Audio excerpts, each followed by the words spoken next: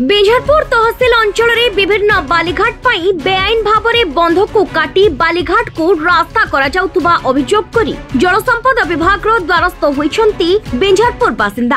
अभियोग अनुसार बिंझारपुर अंचल में विभिन्न बालीघाट को रास्ता पाई नीलामधारी माने बेआईन भाव में नदी बंध को कटा जाउछि। नीलामधारी मानकर एतादृश मुनाफाखोर मनोवृत्ति पाई नदी बंध प्रति विपद सृष्टि होछि। एहा छडा बेआईन भाव में डंगा द्वारा बाली उठाण अभियोग करिसंती बिंझारपुर बासिंदा। विभागीय अधिकारी एने दृष्टि आकर्षण करने को दावी करिसंती बिंझारपुर बासिंदा।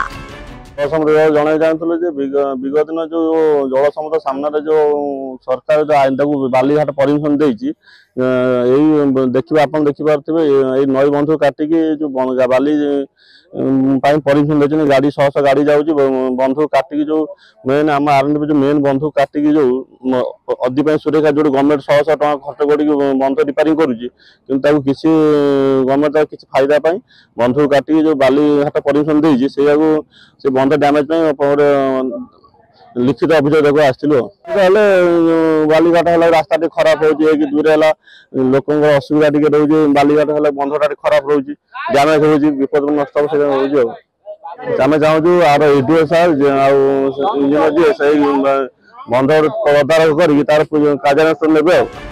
बिंझारपुर पार्थ सारथी बारिक रिपोर्ट संचार लाइव।